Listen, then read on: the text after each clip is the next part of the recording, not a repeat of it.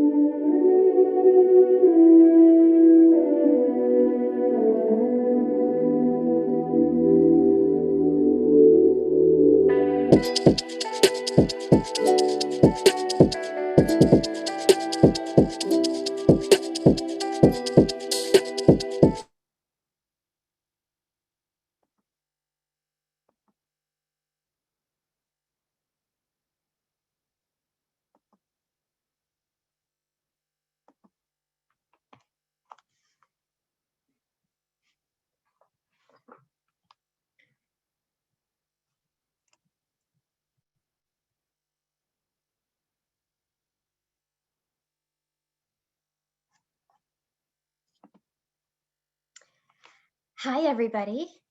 Welcome to the Jains in Action Showcase, Entrepreneurship in Action. We're delighted to have you all. So Jains in Action, aka JIA, is a YJ project team that organizes competitions and programs to foster entrepreneurship and social impact. In September 2020, 8 fantastic teams pitched their ideas for a social impact venture. And then 2 of those teams decided to build the first versions of the visions they pitched. Today, those 2 teams will present their prototype products. First, you will see Food Stash, an application that aims to combat food waste and reduce insurance costs. Then you will see ConnectX, a platform connecting high school students to internships so they can have real-world experiences. These teams have worked incredibly hard, and they've demonstrated creativity and determination to bring their solutions to the marketplace and to foster social impact along the way. But before these teams present, we will hear updates from our 2 teams from the 2018 GIA competition. And one last time, we encourage interaction from the audience. We want to hear from you, and we ask that you drop questions and comments into chat. So off to Utsav. Thanks, Shelly. Jai Janendra. First up, let's hear from 2 alumni companies that Shelly mentioned that came out of previous editions of GIA. Even though there's one obviously major difference that the teams presenting later today completed the entirety of their projects virtually, there are still many steps that are similar and might feel relatable to all teams: ideation, user feedback, prototyping, and a direct genesis or impact related to our faith. So without much further ado, I'd like to introduce Juban Shah, who will tell us a little bit more about Marat Sahib Messages. Hello all, how's everyone doing? I represent Marat Sahib Messages. Basically, it was a GIA prodigy back 2 years ago, and since then we've actually built a full platform. We are a service that allows us to communicate with Marat Sahibs in India, and we actually have a pen pal service where you can ask questions and we can send it over to Marat Sahibs and we get back. And we've been going strong for 2 years, but it's always, as you guys know, it's always a work in progress. I'll send a link over for what you guys can look at our Instagram right now, but basically, if you guys are out there, follow us, and I'm just grateful for GIA for everything that they've given us.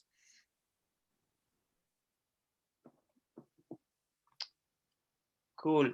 Thank you. I encourage you all to check out their Instagram, like you mentioned, especially right now that we can't easily travel to India, and just take some time to learn more about our faith as another resource. Next, I'd like to call upon Akash, who is doubling up his duties today. And he'll share a little bit more about a project that he was a part of, the Jain Mentorship. He still is a part of the Jain Mentorship project. Hey everybody, Jai Janendra. My name is Akash. I'm one of the co-leads for the Jain Mentorship program. The other co-lead, Vipasha, would have loved to have been here, but she just got her wisdom teeth removed. So I'm in here in her stead. But I want to talk a little bit about the program that came out of the 2018 GIA competition. So I was a mentor actually for this team. They were hoping to relaunch a Jain Mentorship program. And coming out of GIA, we did 2 or 3 different things. I kind of stepped in and helped out with launching the program from there. We did a pilot, which was immensely helpful. And I actually would stress this to the teams that are pitching today, like figuring out how to get some bare bones version of whatever you're building out into, the real world and get feedback from folks is like super, super important. After doing that pilot, we had lots of participants, including Hitali. We got a lot of really good feedback and then kind of went back to the drawing board. Really put together a complete program from there and launched Jain Mentorship program officially in 2020. We've done 2 cohorts of mentor-mentee pairs so far, and we currently have 33 pairs that are live, working with their mentor-mentee right now, and another 25 or 30 folks that we're working to match. And we're kind of at the stage now as a program where we're trying to figure out what to do next. We're exploring the idea of doing career groups, monthly chai hours, and then also looking to join YJ officially as a project team as well. So that's kind of what's next for the Jain Mentorship program.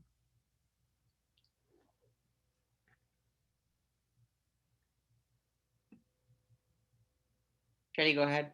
And we just want to say, if you are interested in learning more about either of those projects, or if you have questions for the folks that are involved with those, Akash and Juban are here. Drop a line in the chat if you might want to get involved with them. But we are so proud as a team to have seen both Maritime Messages and the Jain Mentorship Program start as ideas within a GIA program, within the GIA universe, and continue to grow and evolve and learn. And that's what entrepreneurship is all about, is finding a problem that you want to solve and getting at it and seeing where it takes you. So thank you so much to both of you for giving us some updates.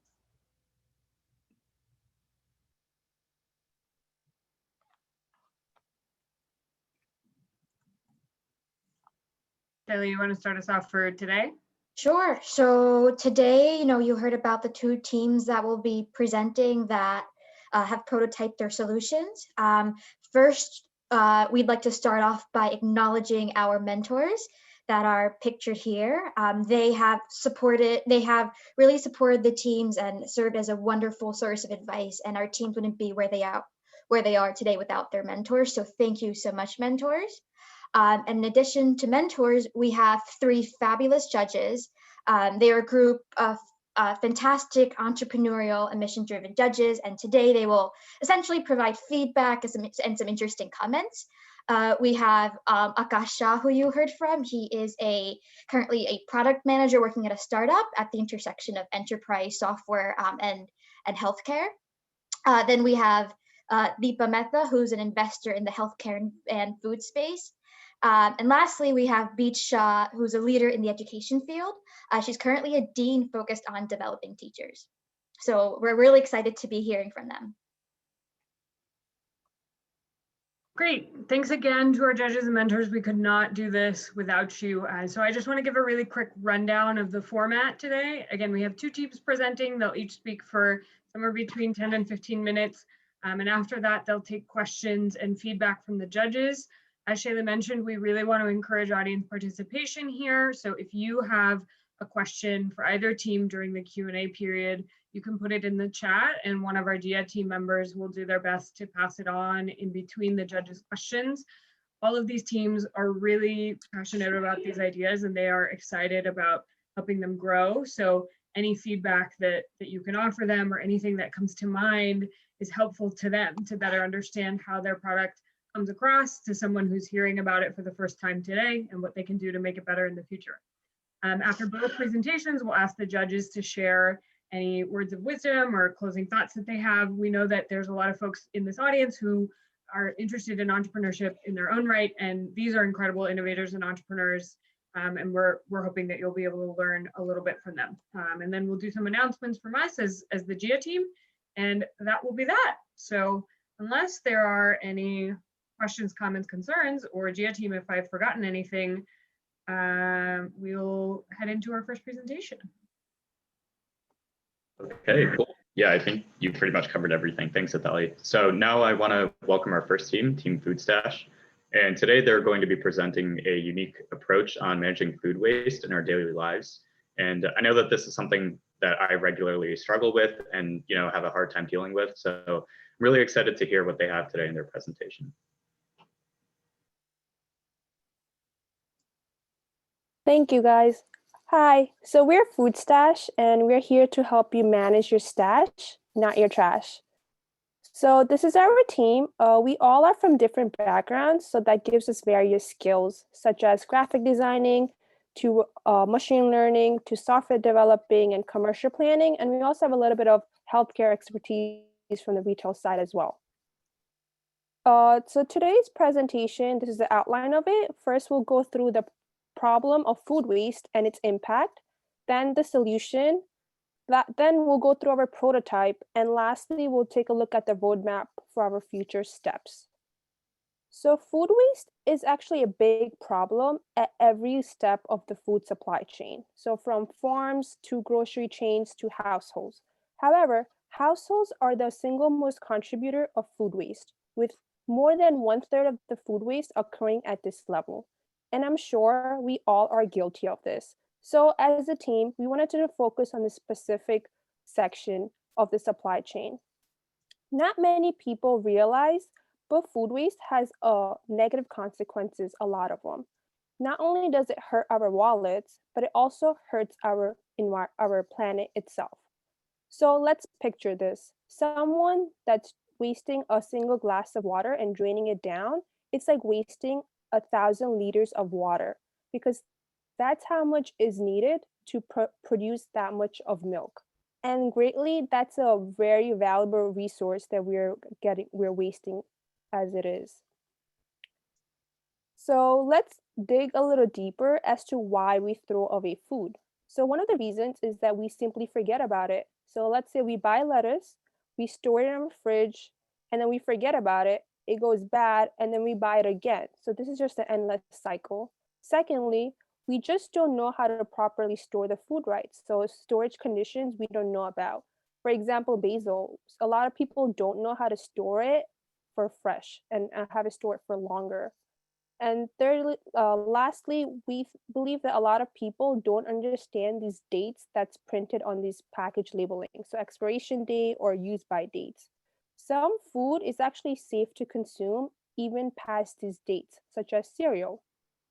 Our reasoning has been validated by our user research. Even if it was with a small sample size we had, we were able to find out that 54% have Dory's memory and they just forget what's in the fridge. And about 56% don't really know the proper storage guidelines and they really rely on Google.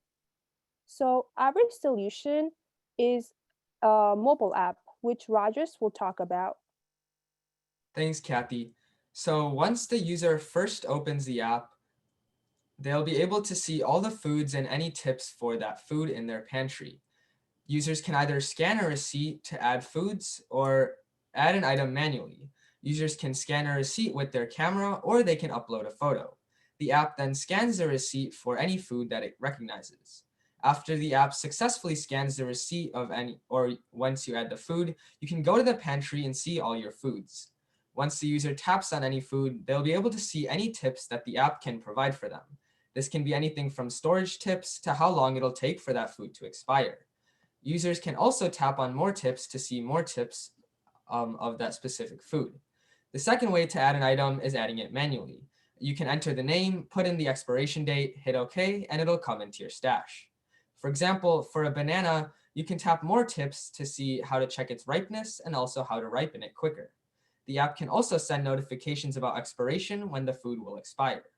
That's how our current app works. Now I'll hand it over to Anish, who can discuss our user testing and insights. Yeah, and sorry, it seems like there's a bit of a technical bug with the screen recording we made, but yeah, don't worry. We'll have, so this is just a quick GIF of the app we made, and then we'll come back to actually look at some screenshots afterwards. So we just want to keep you guys in suspense and keep it a surprise. But in terms of the app itself, right, we actually built it ourselves in a month. And we built this mobile app. We gave it out to around 20 people, so friends and family, to test out. And we kept it really small so that we could focus on their ideas and qualitative feedback. But we did add analytics to make sure we understood how people were using our app specifically. And so this GIF is actually an actual user kind of going through and tapping through the app to figure out what was going on. So we learned a lot from this, a whole lot. And the biggest thing we realized was that people were happy to scan their receipts and add their foods, but they weren't coming back to the app.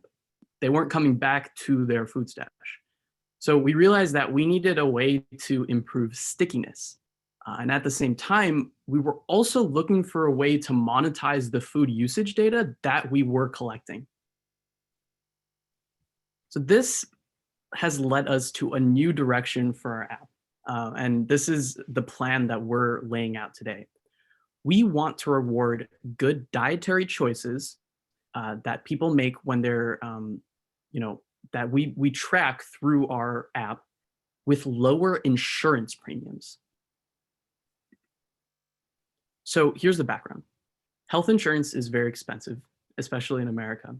And it turns out that a person's dietary choices are actually a really strong indicator of that person's potential medical costs. It's an indicator that hasn't really been looked at enough. So if we can communicate to insurers that a person is making healthy dietary choices, we might be able to get that person cheaper insurance. And so in this next iteration of our app called Foodsurance, this is what we plan to do. We're going to start talking to health insurance companies, and we're going to see if we can introduce insurance discounts for people who are continuously using FoodStash to make sustainable dietary choices. And by partnering this way, we hope that we can reduce healthcare costs and promote healthy eating. So with that plan in mind, I'm going to hand it off to Dane to explain the competitive landscape. All right, guys. So let's take a look at the competitive landscape of FoodStash. So in the food waste industry, there are a bunch of apps which do food waste or pantry management, but there is no clear leader in the space, which is good news for us because we can catch up with them and even be category leaders ourselves.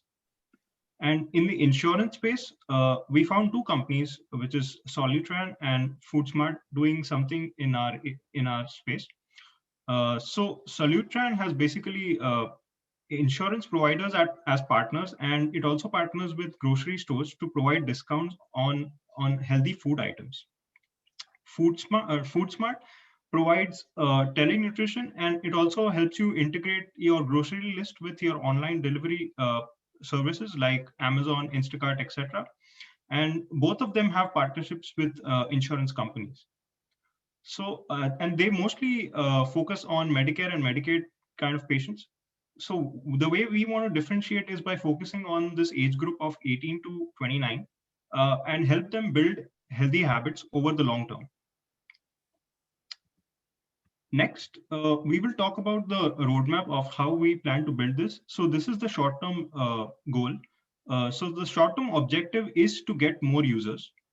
So from our user testing, we found that people want to add more food items. Currently, we have a limited set, so they want us to expand that list. So we want to do that and also create a centralized database. Next, we want to add more convenient ways of tracking food by adding barcode scanning. Then, with all of the data which we are collecting, we want to provide food usage patterns for each user. Something like, let's say, what is the most expensive food you buy, or what is the most frequently bought item. This will be like a wow factor for users because they don't usually have insights into such analytics. And then in general, we also want to improve the user experience. We ultimately want to start reaching out to folks in the insurance space in order to get their feedback and network with them. Next, we'll look at the long-term roadmap. So the next natural feature for us is to suggest food recipes based on whatever food items they have in their stash. Then we also want to make it more convenient for users to track food items by integrating with home assistant systems like Amazon Alexa and Google Home.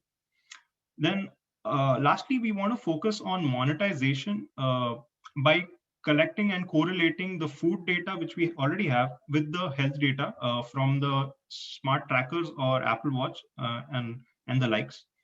So our hypothesis is that people who generally buy healthy and eat healthy food will have healthy vitals. So we want to form these kind of relations or correlations rather, and show this data to insurance companies, which will help us form the partnerships with them. Now I will hand it over to Ruth, who will discuss the investment opportunities. So that leads us directly into our investment outcomes. And we have created a structured 3-tiered financial investment plan where with different increments, where around 10,000 would go into cloud infrastructure, software costs, and legal fees for creating a business or an LLC, and dietitian consulting for our app. Another 5K will then be utilized for advertising and marketing to gain more users. And an additional 10K can be for outsourcing and hiring outside talent and getting the resources to better our development and our UI UX design. And that also brings us to our market strategy. How are we going to increase our user base? Well, we realized that a really big influential platform or space in the digital world right now is social media. And we plan on partnering with food bloggers and influencers that can reach the specific niche that we're targeting as well. But then we'll also use social media advertisements, such as Instagram and Facebook ads, to reach those users that the influencers cannot. At the same time, we started from a Jain base and we want to also specifically cater to that Jain base as well. We don't want to leave you guys behind. So we're also going to obtain mailing lists from Jaina, YJ, and other Jain organizations and reach those users as well. And speaking about our Jain background, this app, this solution has a threefold connection to our Jain values. The first being ahimsa, because as Kathy said before, there's a lot of violence involved in food production, and this food waste contributes to climate change. And when we waste our food, there's a lot of new organisms that are produced in it. And because we throw it out, those organisms are also then killed, and that is violence on our behalf. Secondly, there's aparigraha, which means non-possessiveness, and we therefore control consumption by giving users the ability to look at their food and see where they're overspending, overusing, and overbuying, so that they can control and realize how much they're using, as well as then limiting that greed and desire to buy more. And lastly, we have samagyan, which is right knowledge. And we do provide consumers with the right knowledge of their own food usage and food wastage habits. And I think now we're going to go back to our app demo, which did not work. Yeah, thanks guys. So Hithali, do you have that video? Do you want to share it and try to?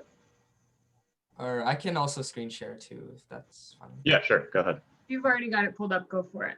Okay. So one sec. So here's the demo of our app. So the user can open the app, and then this is where they'll be able to see all their foods. Then they can either scan a receipt or upload it through their camera roll, like I did there. And then the app will see that it scans successfully and show you all the foods that you bought. And these are all the tips that the app provides. The other way is to add it manually, like I'm adding this banana here. And so, for example, for certain fruits and vegetables, if you tap more tips, you'll be able to check their ripeness and also see how to ripen it quicker. And that's our main functionality of our app. All right, great. Thank you, guys. So now I think I'll let the judges take some time and ask some questions. And then for anybody in the audience, if you do have a question, please use the chat function and we'll try to incorporate them as we can. Yeah, so judges, go ahead.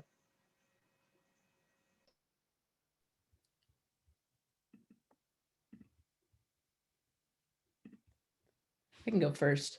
In context to the insurance component that you mentioned, do you have any sense for the type of scale of users you're going to need on the app before you'll have like the network effects needed to be able to like talk to insurance companies about the value proposition for them? We do not actually. We just recently got that idea.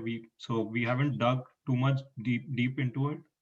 But I think something around 10 to 50K, that would be a good start. So yeah.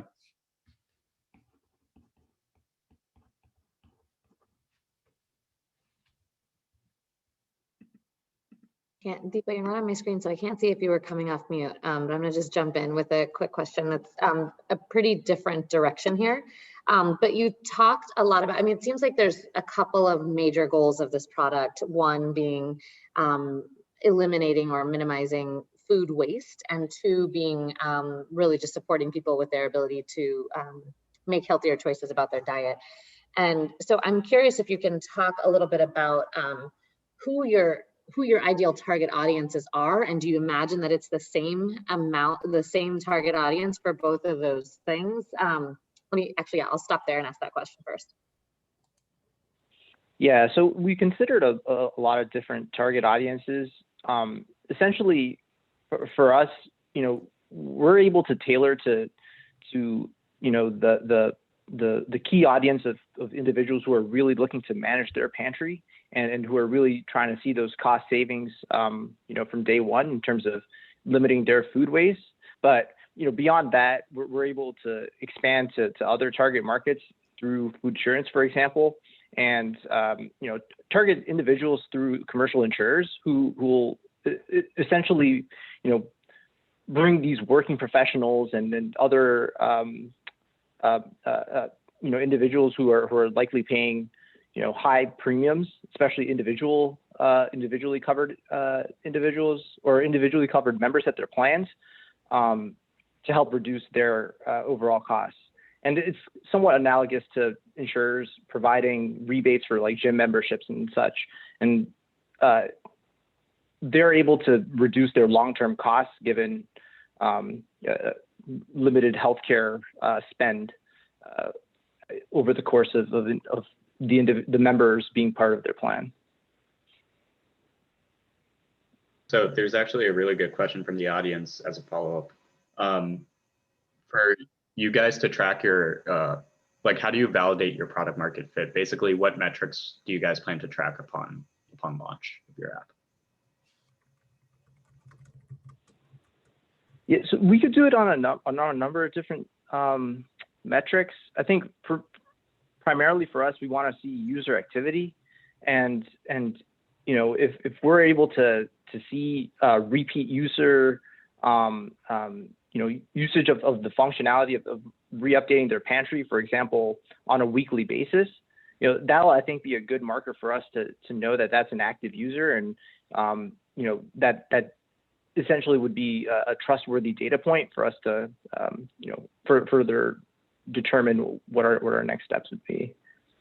Yeah, I'd also like to add, we would also like to track Net Promoter Score, which will help us track how useful it is for people and how likely are they to recommend the product to other users. So if it's useful for them, then and they would recommend it to others, and so it's like organic growth. And so that will be another good metric. Great, thank you. Deepa, did you have a question? Yeah, I was just, so this kind of food as medicine space is something that a lot of companies spend time in these days, just because it makes such a big difference in terms of what health outcomes look like. So I'm just wondering, it's actually, one of the big things that happens in the space, especially if you've got chronic disease, is that you don't have access and might not be able to get the right food that your diet might need. And so I'm just wondering, when you think about future, iterations of the product, what Food Smart and other companies did was to really build in the food ordering system. So do you kind of envision that being part of the product in the future? Kind of where does that kind of flow in? Because getting access to that kind of food is really important. Yeah, and we're aware of the food deserts that exist across communities and especially underserved communities. And that's being a Jain business, that's something that's pretty core to our values. And, for us, it's, part of it might be, integrating, food availability within the app. So if an individual's shopping at a particular place, or they're looking for a particular item that isn't available in their area, being able to notify them where it may be available. And then, like you said, as we move to an age where food is increasingly used in through delivery services, that'll also be an integration within our app. And then I just had one other question. I know there's a couple of audience questions, but what are you thinking about kind of business model, and how would you kind of sell to an insurer? Like, how would you get payment from them? Yeah, for sure. And this is all predicated on us being able to prove the concept. But I think it's twofold. One is growing the user base through these insurance networks and insurance pipelines. That'll, help us generate things like, ad revenue and such. But also within those contracts that we negotiate with insurers, I think it'll either be through rebates after cost savings have been determined on like a per member per year basis, or one of those metrics that they use to track member costs. I think that's one way that we can go about it. But I think the first step for us is really building up the user base and being able to prove this out. And then with more users, we'll be able to generate greater revenue through ads and in other areas. Yeah, Great. we want to take initial feedback which we got from the alpha testing and make it more easier for users to track food and add helpful tips so that we first increase the user base. And then when we have some critical mass of users, at that point, we can go to the insurance companies and kind of use all of the data which we have. Yeah, and I just wanted to add one last thing, and I don't want to make this too pie in the sky, but like kind of looking at who we are and the skills that we bring, right? Like Dane and I have tons of machine learning experience. And one of our initial goals when we were doing this was we want to see if we can model a person's relationship with their kitchen, with their foods, and basically use that to like generate insights about, maybe there's things that we can do to solve both food waste and to like make healthier food choices. So I know that we're kind of addressing a bunch of things in this presentation, but we want to start out with this core of managing people's relationship with their like pantries, with the foods they buy, and going from there. Okay, awesome. Thank you, Food Stash. That was a really great presentation. And there still are several audience questions in the chat, but unfortunately we are out of time. So if you guys do want to address those questions later on or think about them, I think that'd be very valuable. But now I'd like to ask Chetan to introduce the next team that's presenting today. All right, thank you, Divyansh. And thank you, Foodstash team again. So hello, everyone. My name is Chetan. I am a team member of GIA. So now I would like to welcome the team ConnectX, who are gonna talk to us about a platform that will actually connect high school students to the internships. So, I mean, not many college or working individuals would have thought about this during their high school times, I guess. So I'm super excited to hear them as they have really worked hard these past few months. So yeah, let me not take much of time, and over to you, ConnectX team. Thank you. Thanks, Chetan. Chetan has been so awesome. He's so helpful. Okay. I think Yash is going to screen share. Yeah, can I get the screen share? Yeah, you should be co-host, so you should be able to share. Yeah, I got it.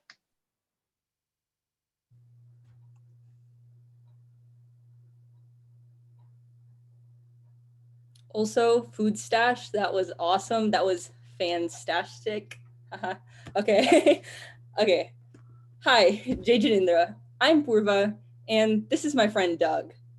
Doug is happy now, but well, Doug wasn't always like this. He used to be a sad, confused high school student, just like me and probably you at one point, because he had no way of figuring out what he wanted to major in college. He had no way of securing internships to figure out what it meant to be a civil engineer or to work in law or policy. And Doug is just one of 75% of high school students who go into college without clarity on what they'd like to major in. And this leads to the average American college student changing their major 3, 4, 5 times, which adds onto what is typically a 4-year college experience. And turning those 4-year college experiences into 5 or 6 adds a financial burden and even a mental and physical long-term burden of dissatisfaction.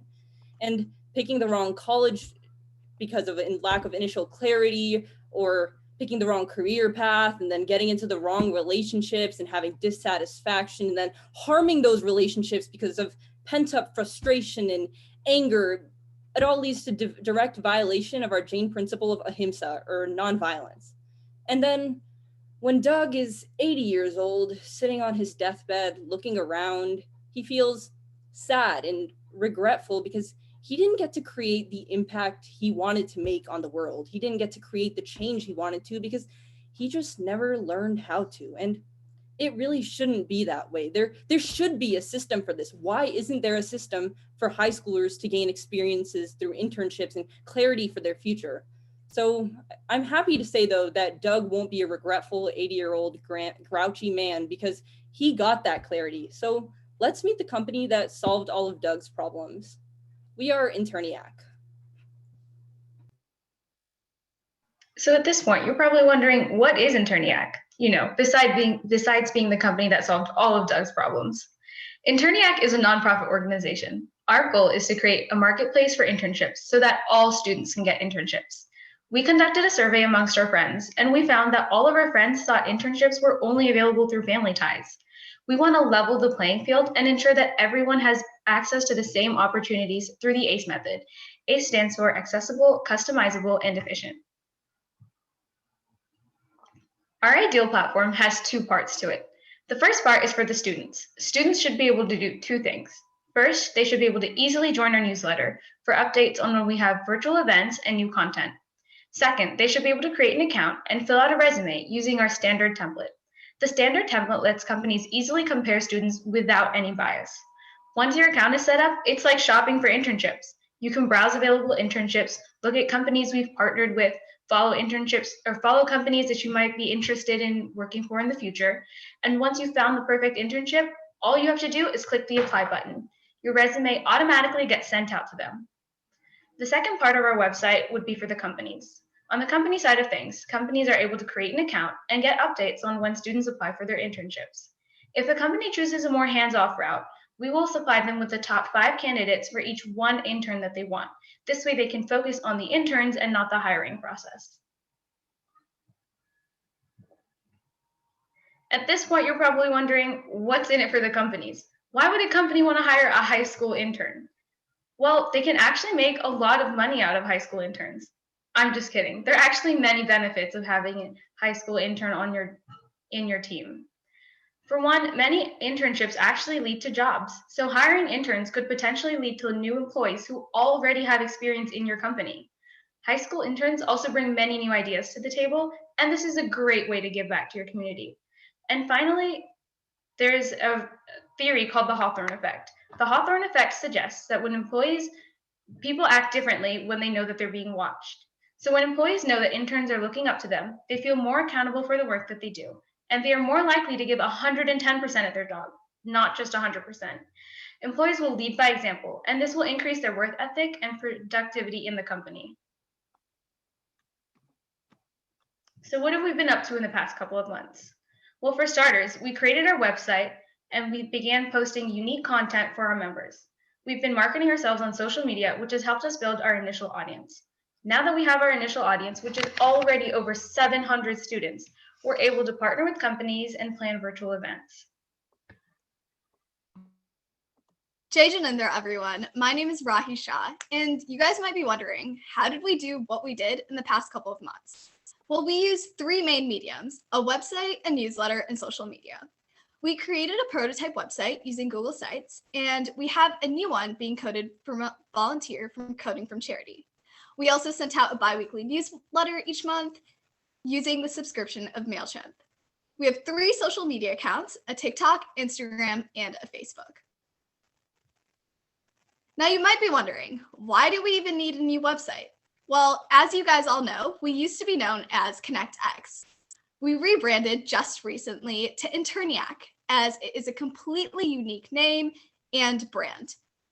Our old website had 4 main pages: a careers page where we post career spotlights. Many times when students search up career fields, they come up with some things that are really generic, like a doctor or engineer.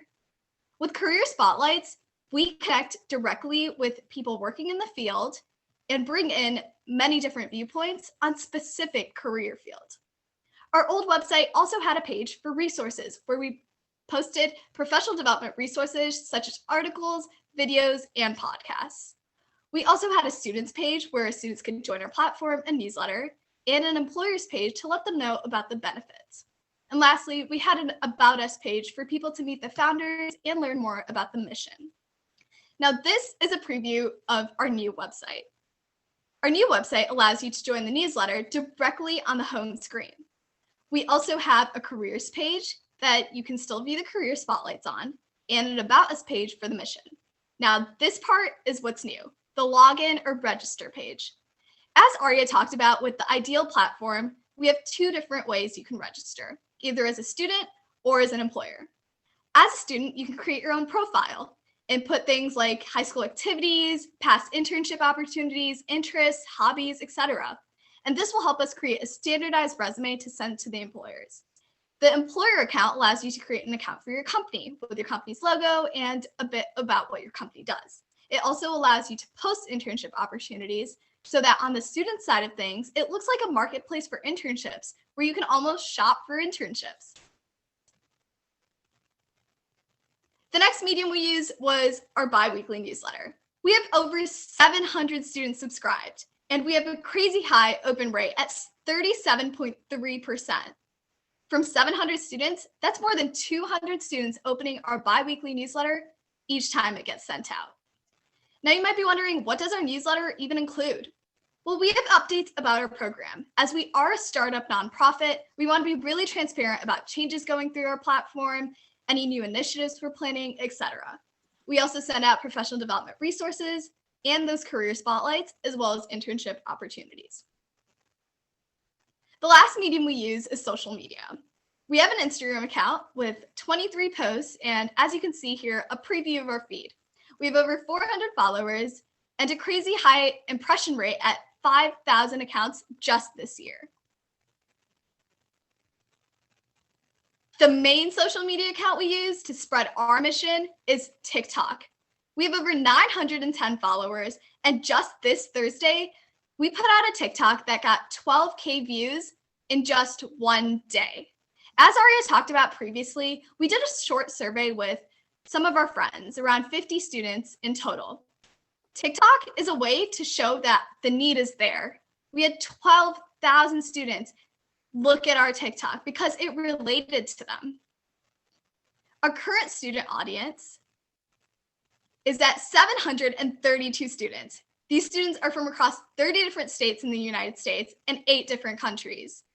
While we are only offering internship opportunities to students in the United States, the professional development resources, career spotlights, and virtual events are accessible to any student across the globe. So a brief timeline, hi, I'm Yash, before I get ahead of myself. So a brief timeline of our events are that on February 28th, we plan on having our first virtual event. Our virtual event will basically consist of panelists from business professionals to medical professionals who will be engaging with our student members and discussing about their relative fields. By March 10th, we want to have another event planned and grow our student membership from 700 to 2,000. By March 30th, we plan on completely launching our new site. We want to have 3,000 student members upon launch and be able to run around 100 interviews immediately. By April 20th, we want 500 students to have filled out a resume. And we want to have at least 30 students connected to internships and almost 150 to 200 interviews done by then. Our long-term goal is to launch an app. To do this, we're going to require a few things. First, we're going to be using all the feedback we get to build our app. This feedback could include feedback from the website, Instagram, or TikTok. We also plan on completely ironing out the issues with our web platform. We also want to make sure that our daily relevant content remains daily, and we want to host virtual webinars at least monthly. We want to keep forming the meaningful partnerships that we already have with several companies, and we want to diversify our team to the West Coast, as right now we're all really just concentrated in the East Coast. Now you might be wondering, how are we going to grow?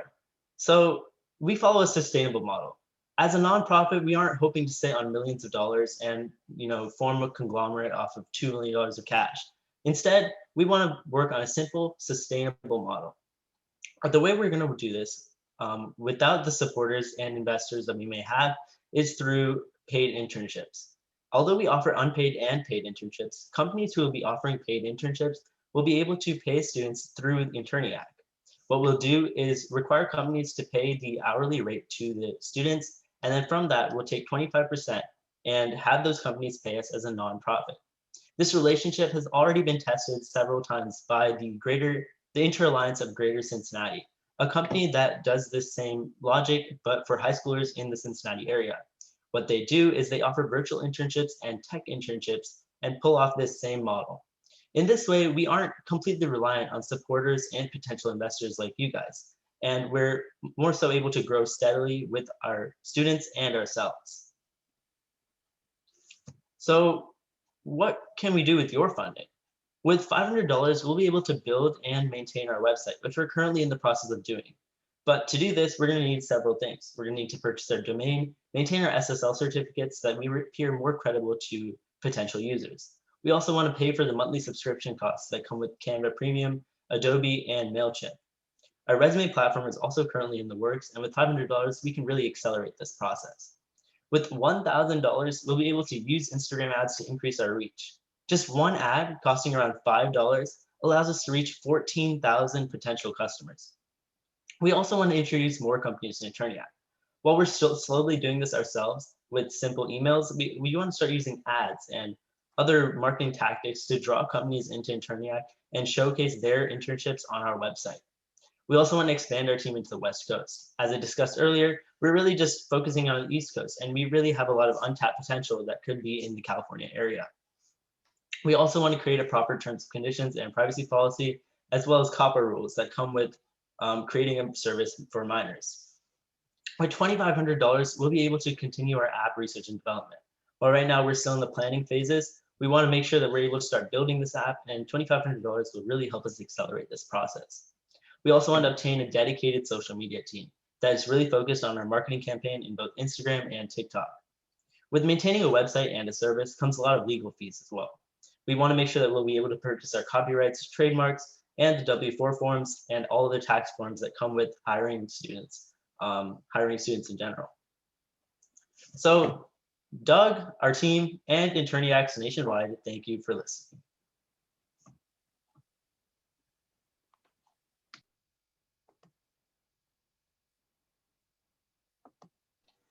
Chetan, I think you're muted.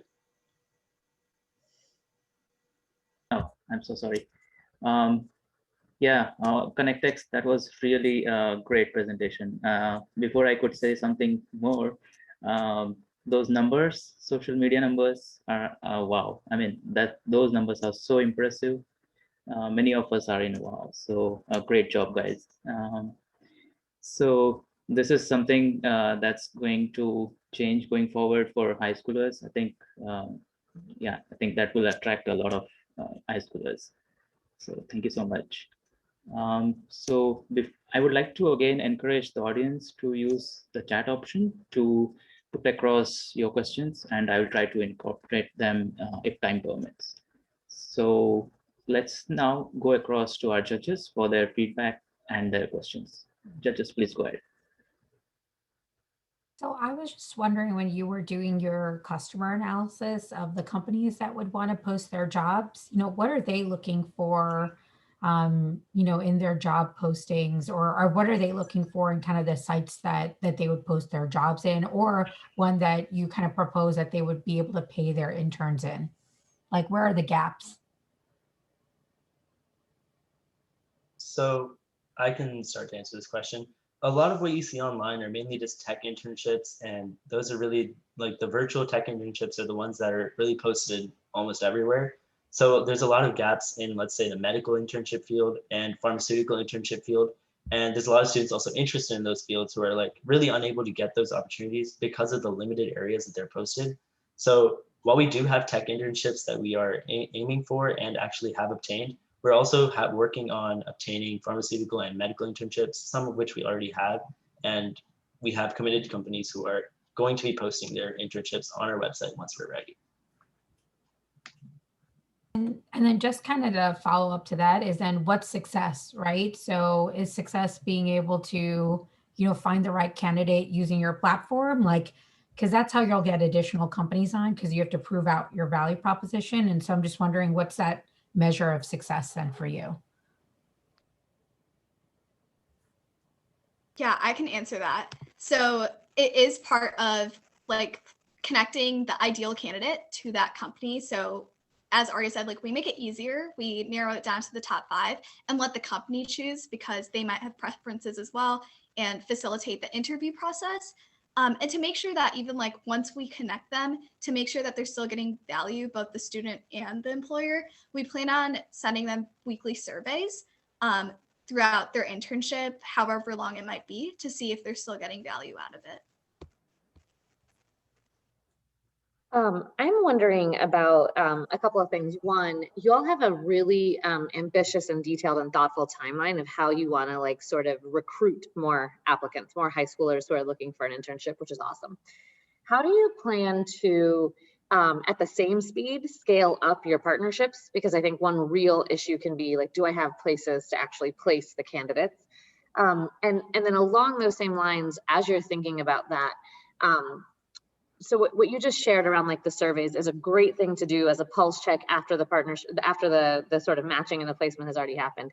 What's the criteria that you're looking for to gauge whether or not you have a diverse pool of places? And so not just pharmacy, not just medicine, not just tech, but like, how are you bringing in lots of different professions and exposing our kids to lots of different professions? And how are you ensuring that those are going to be good places for students to get valuable work experience? I can start answering this one. So one of the things that we are doing is we're verifying all the companies that we are actually accepting into our program, or who we have contacted so far. And we're also looking to see if they already have internship programs in place so that we know that they're already credible. And if they don't, we'll be taking the extra step of going through their entire program and ensuring that's safe for the students, as it that's one of the biggest parts of opening up a position to a minor. And as for getting a diverse range of companies, right now what we're doing is we're going through and contacting people individually. But our goal is that eventually through ads that we will be, using the Google AdSense features for targeted advertisements, we'll be able to directly either email those companies who are in different fields or put ads on their pages that are frequented or stuff like that. That'll try to like entice companies of all diverse ranges. Purva, Rahi, Arya, do you guys have anything to add? Yeah, to add to the diverse collection of businesses, as Yash said, like we're individually reaching out to them right now. So reaching out to more local businesses that we either know already. And we're also doing it like intentionally because as I already talked about, like the 50 students we surveyed in the beginning, it showed that like people wanted a diverse set of career fields to get experience in. It wasn't just medical, it wasn't just tech, or it wasn't just politics. There was a lot of things that students wanted. And so we are going off that current survey to see how many businesses we're reaching out to in all sorts of different fields. Have y'all thought about the idea of maybe like working with company partners to like launch more virtual internship programs? Like something that your presentation made me think of was, maybe students in more rural areas that might not have access to companies in particular areas that they're interested in.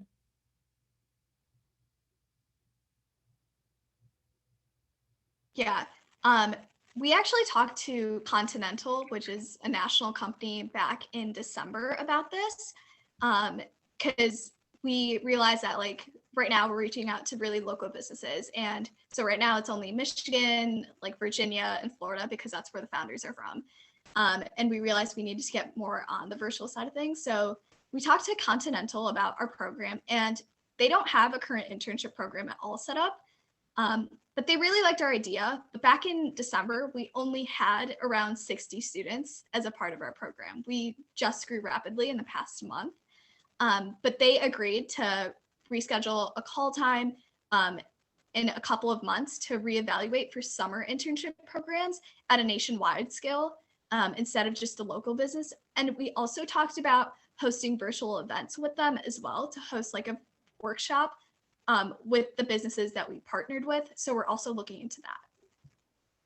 And in addition to that, there's something in the chat about the same partnership with high schools. So we have gone through and talked to several of our high schools that we are in and in our area. And almost all of them have unanimously agreed that this is a great idea and it's a great opportunity. Aria, I know you got like a very specific thing for this.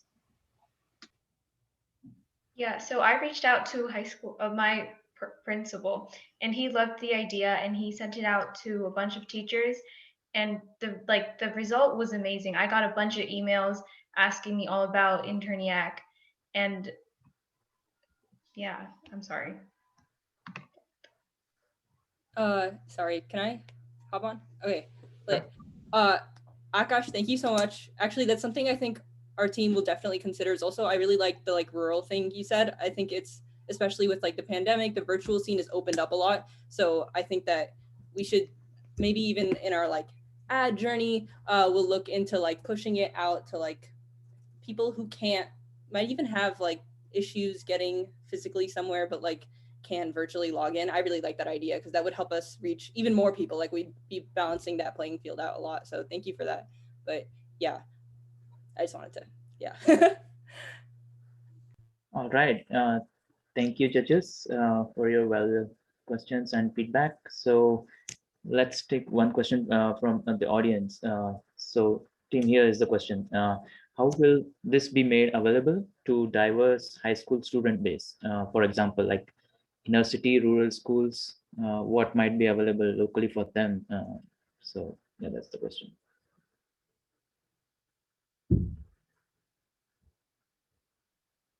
Great. I'd be happy to answer that. Great question. I think I just mentioned it a little bit, but I think that's the great thing about being virtual right now. And I think going down the line, maybe we'll even continue to put emphasis on that because we can reach, we have a little bit of a student audience outside of our country. So even reaching them further down the line with internships would be great if we're virtual and people in rural areas. It might even be helpful to partner with some other companies that focus on that issue, specifically targeting rural education now. Yeah, if anybody else, Rahi, Arya, Yash, if you want to add on to that. I think we kind of also covered it in the other question, but more on that, it's that we want to make sure that our service is accessible to everyone. And one of the key steps in doing that is not just targeting the easiest people it is to reach. And I think that kind of plays into the Jain principle of Upper Egra, which is really understanding that we want to have equal opportunity for everyone. So one person shouldn't get all of the goodness of the internships in that sense. And it should be, diverse and available. And that's one of the things that we're working towards right now. Well, awesome. Thank you, audience, for posting your questions. And thank you, team, for responding to all of those. Yeah, let me hand it over to Hitali. Yeah, so I'll actually take it. So great job. You guys did a really, really great job. So if we could get a big virtual round of applause for all of our teams that presented today, and the chat function is also open. So if you want to send your congratulations there, please feel free to do so. So now I kind of want to ask the judges to see if they have any closing thoughts on our GS showcase and how they kind of felt the program went, and any thoughts about the teams as well.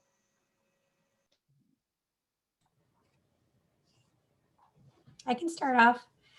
It was really great to hear all of the presentations. As an investor, you hear entrepreneur pitches on a daily basis. So it's really great to see kind of where you guys are right now and kind of what you're thinking about. So you guys have all done kind of a really great job. So congratulations. And I know we have some feedback sessions after this, but I just wanted to say that everybody did a really great job and said thanks for participating. Yeah, I would echo that. And I think one of the things that you both teams did really well was just being able to give this compelling reason and rationale for why the products that you're putting forth are really necessary and really important. And so I'm excited to sort of see how you're able to take what you've started and run with it and scale it out, because I think you're tackling very serious needs that we know that people are facing around the world. So I think that's great as well. Yeah, definitely want to say everyone did a really awesome job, and having, I guess, been close to this program for a couple of years now. Would really, I guess, implore both teams to continue working on this, take the feedback you get from judges and then also from other folks as you like do testing and continue to work and iterate. And you really have untapped potential in terms of where you can take both of these projects. So very excited to see what's next. Awesome. Well, thank you to all of our judges for your great questions, your wisdom, and your insight. There's a lot of entrepreneurs, aspiring entrepreneurs in the audience today, and we really hope that seeing these presentations and hearing from you has given them ideas on how to keep moving forward on that path, no matter where they are. That's really what GIA is about. And if you ask any of us on the GIA team, that's why we do it, is we think this approach of solving problems and the entrepreneurial mindset and what that can help you accomplish in the world, no matter what field you're in or no matter what problems are out there that interest you. We think there's a lot of value to be had in learning that and practicing it and growing those skills. So we hope that this was a good space for that for folks. We know we're a little bit past 3. So before we finish out, we're just going to do some quick closing announcements. First, if you saw something that you thought was really exciting today and you want to support one of those teams, whether that's through connecting to a mentor or through financial investment or anything else that you might be able to do for a team, please get in touch with us at gia@yja.org, GIA@yja.org, or reach out to the team directly through their social media platforms and their websites. We all want to be a part of their success, and we hope that you'll help us be a part of that as well. Second, if you are a YJA member, so someone between the ages of 14 and 29, and you enjoyed what you saw today and you think it's something that you might want to try, you can be a part of it by attending one of the YJA virtual retreats. So the Jains in Action team is going to be leading short entrepreneurial GIA-style workshops at each of the retreats that are on the screen. And you can go to yja.org and register for any of those today. Some of those registration deadlines are coming up pretty soon, so don't wait. And I want to give a shout out to the GIA team members who are working on the sessions for those retreats, Vatsal Gandhi, Sean Gudger, and Rupal Sanghavi. They have some really, really great sessions that they're working on, and we're really excited about it. And the last thing, of course, is that we want to say a huge thank you to all of our mentors and judges, both from our Part 1 pitch day and from today, to the YJA Executive Board for all of their support of GIA. I want to make a special shout out to the other members of the GIA Hackathon Organizing Committee, so my co-lead Shaylee, and then Divyansh, Utsav, and Jaitan. And lastly, to the 40 plus participants who since last July have put so much time and energy and heart into this hackathon. Thank you, thank you. We are so thrilled that we get to work with you, and we can't wait to see the ways in which you change the world moving forward.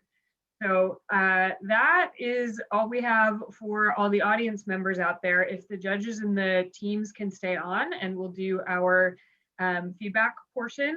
But for folks that joined today, thank you so much. We are glad that you got to see these presentations, and we'll hope that you keep up with what these teams do.